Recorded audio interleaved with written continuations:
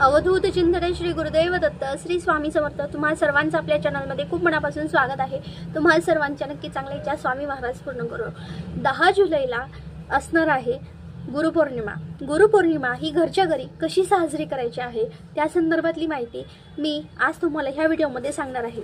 गुरुपौर्णिमेच्या दिवशी आपल्या गुरूंसाठी स्वामींसाठी कोणत्या सेवा करायच्या, महाराजांचा अभिषेक कसा करायचा, महाराजांच्या मूर्तीवर अभिषेक कसा करायचा, पूजा काय करायची, हे संदर्भातली किंवा गुरुपद कसं घ्यायचं आहे हे संदर्भातली माहिती मी तुम्हाला नंतरच्या व्हिडिओमध्ये देणार आहे। आता फक्त घरच्या घरी गुरुपौर्णिमा कशी साजरी करावी हे सांगणार आहे। तर सगळ्यात महत्त्वाचं म्हणजे गुरु आणि शिष्याचं नातंच एक अलौकिक असतं, जे आणि खूप महत्त्वाचं असतं। प्रत्येक शिष्यांना म्हणजे बघा ना, स्वामी भक्त आहे, गुरु भक्त आहे, प्रत्येक शिष्यांना एक आनंदाचा आणि उत्साहाचा दिवस म्हणजे गुरुपौर्णिमा असते, ज्याची आपण खूप तळमळीने वाट बघतो बघा। कारण गुरुप्रती असलेली कृतज्ञता व्यक्त करण्याचा हा एक दिवस खूप महत्त्वाचा असतो। आपल्या आयुष्यात जर गुरु नसते तर आपण विचार सुद्धा करू शकत नाही आपण कुठे असतो। समजा मी पण विचार करू शकत नाही, माझ्या आयुष्यात स्वामी नसते तर मी आत्ता इथपर्यंत तुमच्यापर्यंत पण आले नसते। माझ्या आयुष्यात जे घडणारे जे चमत्कार आहेत सगळे महाराजांमुळे आहेत। मी विचारच करू शकत नाही, महाराजांशिवाय माझं आयुष्य मी तर शून्य समजते। प्रत्येक क्षणोक्षणी उभे असणारे माझे स्वामी महाराज आपल्या सगळ्यांना खूप काही देऊन जातात। म्हणून हा दिवस आपल्याला स्वामी महाराजांसाठी अर्पण करायचा आहे, त्यांच्यासाठी सेवा करायची आहे। सेवा म्हणजे काय आहे, घरच्या घरी त्यांची पूजा कशी करायची आहे। प्रत्येकाच्या घरात आता छोटी असेल किंवा मोठी असेल मूर्ती असेल, आता त्या मूर्तीवर आपल्याला ह्या दिवशी सकाळी लवकर उठून सूर्यनारायणाला पाणी घालायचं आहे। त्यानंतर ह्या दिवशी छान आंघोळ केल्यानंतर, अर्थात तुम्ही आंघोळ केल्यानंतर हे काही महत्त्वाची कामं आहेत पौर्णिमेच्या दिवशी ती करायची आहेत।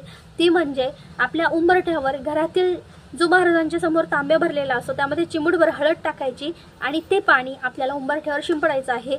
स्वच्छ उंबरठा पुसून घ्यायचा आहे आणि मग सूर्यनारायणाला पाणी घालताना त्या तांब्यामध्ये सुद्धा थोडीशी चिमूटभर हळद घालायची आहे। लक्षात ठेवा, यंदाची गुरुपौर्णिमा खूप महत्त्वाची असणार आहे। गुरुवार आणि गुरुपौर्णिमा हा अतिशय महत्त्वाचा दिवस आपल्या आयुष्यात आलेला आहे। कारण गुरुवार सुद्धा गुरुच्या पूजेसाठी मानला जातो, स्वामींच्या पूजेसाठी, आणि गुरुपौर्णिमा असा दुग्ध शर्करा योग आपल्या आयुष्यात आलेला आहे। यानंतर छानपैकी तुमच्याकडे जे पिवळ्या रंगाचे वस्त्र असणार आहे, आपल्याला पिवळ्या रंगाचे वस्त्र घालायचे आहे। आणि गुरुवार असल्यामुळे, गुरुपौर्णिमा असल्यामुळे सगळ्यांच्या अगदी लहानांपासून मोठ्यांच्या आंघोळीच्या पाण्यामध्ये चिमूटभर हळद टाकायला विसरू नका। पिवळे वस्त्र घालण्याचा प्रयत्न करा। आपलं गुरुबळ प्रबळ करण्यासाठी ना ही गोष्ट खूप महत्त्वाची असते की ना, त्या आपल्याला ह्या गोष्टी पाळल्या ना तर गुरुबळ प्रबळ जास्त होत चालतं। महाराजांपुढे जेव्हा बसू आपण, छानपैकी आसन मांडू, छानपैकी त्यांना मुजरा करायचा आहे आणि मग त्यांचा अभिषेक सुरू करायचा आहे। आता अभिषेक तुमच्या घरात केंद्रामध्ये आपण घेतलेली 3 इंचाची मूर्ती असेल किंवा मोठी असेल, तुम्ही अक्कलकोटानं आणलेली, तर अशा मूर्तीवर आपल्याला अतिशय काय करायचं, अभिषेक करायचा आहे।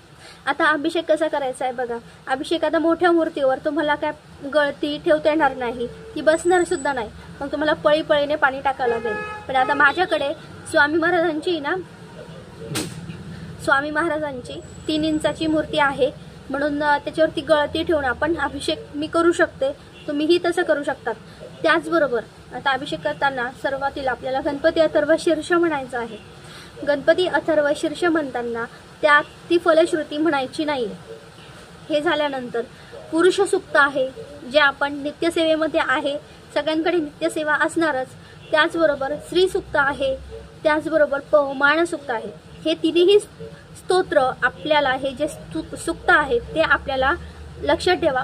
गणपती अथर्व शीर्ष, पुरुष सूक्त, स्त्री सूक्त, पवमान सूक्त गुरुची अखंड कृपा प्राप्त करण्यासाठी खूप महत्त्वाची सेवा असते ही, म्हणून आपल्याला ही सेवा करायची आहे। त्यानंतर आता ही तुम्हाला नित्यसेवेमध्ये सगळं मिळून जाईल, पण नसेल तर तुम्ही यूट्यूबवर सर्च करा, त्या पद्धतीने म्हणा तुम्ही। आता ज्यांच्याकडे मोठी मूर्ती आहे तुम्ही पळीने पाणी टाका आणि मग हे मंत्रस्तोत्र म्हणा। आपण हे सगळं झाल्यानंतर मग महाराजांना स्वच्छ छान पुसून घ्यायचं आहे। त्यांचं अधिष्ठान जिथं असतं तिथे त्यांना ठेवायचं आहे आणि ह्यानंतर त्यांना छान ही नात तर खूप म्हणजे त्यांना अतिशय प्रिय आहे। अजूनही अक्कलकोटमध्ये ते लावल्यानंतर त्याचा सुगंध अजूनही दरवळतो आहे, म्हणून महाराजांना ही नात तर अजूनही लावलं जातं। हे झाल्यानंतर आपल्याला महाराजांना छान तुम्ही पिवळ्या रंगाचे वस्त्र घाला, छान पितंबरी वस्त्र घाला। त्यानंतर तुम्ही केशरी रंग असेल, ह्या दोन्ही रंगापैकी तुम्ही एक तरी म्हणजे त्यांना वस्त्र घालायचे आहेत, त्यांना छान फुलांचा हार. मग तुम्ही फुलांमध्ये महाराजांना आहे ना सोनचाफा खूप आवडतो, जेवढं शक्य होईल तेवढं सोनचाफ्याचा हार ह्या दिवशी घालण्याचा प्रयत्न करा. त्यांना छान फुलं वाहा, त्यांना 5 पक्वान्नाचा नैवेद्य द्या. तुम्ही बघा महाराजांना खीर पण खूप आवडते. खीरमध्ये तुम्ही शेवयाची खीर, तांदळाची खीर, त्याचबरोबर तुम्ही ड्रायफ्रूटची खीर पण करू शकता. महाराजांना आहे ना डाळीचा लाडू सुद्धा हा खूप आवडतो. तुम्ही डाळीचा लाडू मला तरी वाटतं ह्या दिवशी सर्वांनी आवर्जून करायला पाहिजे आणि ठेवायला पाहिजे. केशरची खीर सुद्धा महाराजांना खूप आवडते. हे सगळं आपल्याला महाराजांना ह्या दिवशी नैवेद्याला ठेवायचं आहे. आणि आपण जे काही फळं वगैरे खातो, अर्थात बऱ्याच जणी उपवास पकडणार आहेत, मग ह्या दिवशी आपण जे काही खाऊ ते ठेवायचं आहे. जे काही महाराजांना ह्या दिवशी गुरुपौर्णिमा म्हटल्यावर माझा तर उपवासच असतो, कारण महाराजांनी जे काही दिलंय सगळ्यात महत्त्वाचं म्हणजे त्यांची साथ खूप महत्त्वाची. माझ्या आयुष्यात किती दिलं ना, ह्यापेक्षा महाराज माझ्या सोबत आहेत ना, मला फक्त एकच हवं आहे की महाराज मला काही देऊ नका, फक्त तुम्ही माझ्या सोबत राहा. काही द्या नका देऊ, ही सगळी महाराजांची इच्छा असते. आपण जेव्हा महाराजांच्या सोबत असतो ना, महाराज आपल्या सोबत असताना खूप फरक असतो. बघा लक्ष ठेवा, आयुष्यातल्या कितीतरी अडचणी दूर होत असतात. म्हणून महाराजांना म्हणजे महाराजांसाठी हा दिवस खूप महत्त्वाचा असणार आहे. म्हणून त्यांच्यासाठी हा दिवस उपवास करणार आहे. ज्यांचे 11 गुरुवार चालू आहेत, ज्यांची नेहमीचे गुरुवार सुरू असतात, त्यांनी ह्या दिवशी आता उपवास असणारच आहे. पण खूप महत्त्वाचा दिवस असल्यामुळे या दिवशी तुम्हाला जेवढं होईल तेवढं महाराजांना छान सजवायचं आहे. धूप, अगरबत्ती, शुद्ध गायच्या तुपाचा दिवा, एकीकडे तेलाचा दिवा, आपल्याला हे सगळं लावून महाराजांना नैवेद्य दाखवून त्यांच्या 11 माळीचं ह्या तर करायच्याच आहे. 3 अध्याय पण हे पठण करायचेच आहे. ही नित्यसेवा आहे. तुमचे जे पाठ चालू आहेत ते वेगळे आणि नित्यसेवा वेगळी. आता महाराजांची ह्या दिवशी आरती करायची आहे. आरती कोणती करायची? अक्कलकोटमधली आरती तुम्ही करू शकता. त्याचबरोबर दुसरं म्हणजे तुम्ही श्री स्वामी समर्थ महाराजांची दिंडोरी प्रणीत, जशी की ओम गणपती ओमकारा, त्यानंतर स्वामी महाराजांची जय श्री सद्गुरू स्वामी समर्थ महाराजांची, परदत्त महाराजांची ही आरती करायची आहे. त्यानंतर तुम्ही मंत्रपुष्पांजली आहे, स्वामी समर्थ महाराजांचा जय जयकार आहे. ओम श्री सद्गुरू अक्कलकोट निवासी राजाधिराज योगीराज श्री स्वामी समर्थ महाराज की जय. सद्गुरुनाथ आहे, निशंक हो निर्भय हो म्हणणारे आहे. आणि त्यानंतर मग तुम्ही हे सगळं झाल्यानंतर बघा तुम्हाला एक आनंद देऊन जाईल, खूप मोठा आनंद देऊन जाईल. बऱ्याच महिला म्हणतील ताई आमच्याकडे मूर्ती नाही आहे, फोटो आहे. मग तुम्ही फोटोवर आपण हे सगळे अभिषेक करू शकत नाही. मग तुम्ही काय करायचं आहे, फोटो छान स्वच्छ पुसायचा आहे, महाराजांना अष्टगंध लावायचा आहे. मूर्ती असेल, फोटो असेल, अष्टगंध लावायचा आहे. त्यांना धूपदीप ओवाळायचा आहे. त्यांची पंचोपचार पूजा करायची आहे. लक्षात ठेवा. हे झाल्यानंतर त्यानंतर आपण फोटोला सुद्धा अष्टगंध लावायचा आहे, हिना अत्तर लावायचा आहे आणि त्यांना छान हार वगैरे घालायचा आहे. त्यांना सुवासिक फुले अर्पण करायचे आहे, धूपदीप ओवाळायचा आहे. आणि त्यानंतर आपण जसं नैवेद्य महाराजांच्या मूर्ती समोर ठेवणार तसंच हा नैवेद्य आपण इथे पण ठेवणार, त्यांची सुद्धा पूजा करायची आहे. आणि जे मंत्र स्तोत्र मी अभिषेक करायच्या वेळी सांगितले, तुम्ही ते मंत्र आपण महाराजांच्या समोर बसून म्हणायचे आहेत. आणि लक्षात ठेवा, ह्या दिवशी तुम्हाला ज्यांना मंत्र म्हणणं, ते स्तोत्र म्हणणं शक्य नसेल, त्यांनी श्री स्वामी समर्थ 11 मिनिटे तरी जप करून बघा. महाराजांच्या मूर्तीवर अभिषेक करताना 11 मिनिटे तरी जप करून बघा. तुमच्याकडे फोटो आहे तर तुम्ही महाराजांच्या समोर 11 मिनिटे तरी छानपैकी शांत बसून जप करायचाच आहे. 11 माळी घ्या, 11 मिनिटे करा, जप करायचा आहे, शांतपणे करायचा आहे. आपल्यासोबत महाराजांनी किती काही गोष्टी दिल्या आहेत याच्यासाठी करायचं आहे. त्यांना छान नैवेद्य द्यायचा आहे. बघा ह्या दिवशी तुम्हाला केंद्रात आता किंवा कुठे आपण जेव्हा आपण ही गुरुपौर्णिमा साजरी करतो त्यावेळेस आपण ज्या वेळेस महाराजांच्या दरबारात जातो ना, महाराजांच्या समोर नतमस्तक होतो ना, आपल्या आयुष्यात कितीतरी टेन्शन सुरू असतं, कितीतरी चिंता असतात, पण ते महाराजांनी सगळं बघतात. आपण सांगा नका सांगू, सगळं बघतात आणि ते सगळं हिरावून घेतात. तुमच्यासोबत कुणा वाईट कितीही करू द्या, तुम्ही फक्त एक लक्षात ठेवा, आपल्याला कुणाचं वाईट करायचं नाही, कारण की आपण महाराजांचे शिष्य आहोत. त्यामुळे आपल्या मनात वाईट विचार सुद्धा येऊ द्यायचा नाही. ह्या सगळ्या गोष्टी आपल्या लक्षात ठेवायचा आहे. सगळ्यांचा आदर करायचा आहे. समोरचा कितीही असला ना वाईट, तरी आपण त्याच्याविषयी अजिबात वाईट म्हणजे मनातच ठेवायचं नाही. कारण की काय ना, बघणारे ते आहेत, त्यांना जेव्हा न्याय करायचं, जेव्हा बोलायचं, तेव्हा महाराज 100% करतात. ह्या दिवशी ना आपल्याला महाराजांच्या मठात जा, केंद्रात जा, तुम्ही मोकळ्या हाताने जायचं नाही. तुम्ही बेसनाचे लाडू घेऊन जाऊ शकतात. तुम्ही त्या दिवशी महाराजांना केळी दान देऊ शकतात.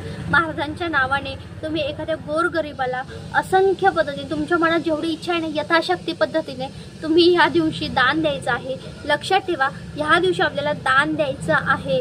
ह्या दिवशी आपल्याला आपल्या मागे जी काही पीडा चालू असते ना, असं म्हटलं जातं ना की जेवढी जास्त पीडा असते ना तेवढी आपण केळी वाटप करायची आहे. जोपर्यंत आपल्या मागची पीडा म्हणजे बंद होत नाही तोपर्यंत आपण दर गुरुवारी केळी वाटली पाहिजे. या दिवशी तर गुरुवारी गुरुपौर्णिमा असल्यामुळे महाराजांच्या दरबारात आपल्याला केळी दान द्यायची आहे. तुम्ही गोरगरिबाला केळी द्या, किंवा घरात आपण एखादा पदार्थ बनवतो बघा, किंवा तुमचे एखादे आप्तेष्ट असतात त्या दिवशी तुम्ही छानपैकी असं म्हणजे छान गुरुप्रसाद म्हणून तुम्ही डाळीचा लाडू किंवा मसाले भात असेल किंवा काही दुसरं म्हणजे तुम्हाला जे योग्य वाटत असेल. फक्त काय होतं ना, आपण एखाद्या वेळेस ना दक्षिणा देतो ना, की दक्षिणा किंवा जी काही देणगी स्वरूपात असते त्याचा वेगळा वापर करू नये म्हणून आपण खाण्याच्या स्वरूपात त्यांना दान द्यायचं आहे. केळी दिली तर अतिशय उत्तम. गुरुवार असल्यामुळे गुरुपौर्णिमा असल्यामुळे तर ह्या दिवशी आपल्याला जेवढं जास्तीत जास्त होईल तेवढं दान द्यायचं आहे. बघा, आपल्या आयुष्यात महाराज नाही ही संकल्पना कोणीच सहन करू शकणार नाही. म्हणून मला एकच वाटतं, आपण आत्तापर्यंत महाराजांनी आपल्यासोबत आपल्याला खूप काही देत राहिले म्हणून महाराजांच्या कृपेने आपल्या आयुष्यात महाराज आहेत आणि खरंच आयुष्य खूप चांगलं आहे. मला तर हेच म्हणायचं आहे, खरंच खूप आयुष्यात खूप चांगलं आहे. ह्या दिवशी महाराजांसाठी कृतज्ञता व्यक्त करण्यासाठी हा दिवस आपल्याला खूप आनंदाने उत्साहाने साजरा करायचा आहे. गुरुपौर्णिमा ही खूप महत्त्वाची आहे. म्हणून ह्या दिवशी गुरुपौर्णिमा असल्यामुळे आपण सगळ्यांनी खूप आनंदात साजरी करूया. चला स्वामींची सेवा करूया. तर ह्या पद्धतीने आजच्या पुरते इतकं झालेली सेवा स्वामी महाराजांच्या चरणी रुजू करते. व्हिडिओ इथेच थांबवते. व्हिडिओ आवडला असेल तर लाईक शेअर सबस्क्राईब करा. श्री स्वामी समर्थ.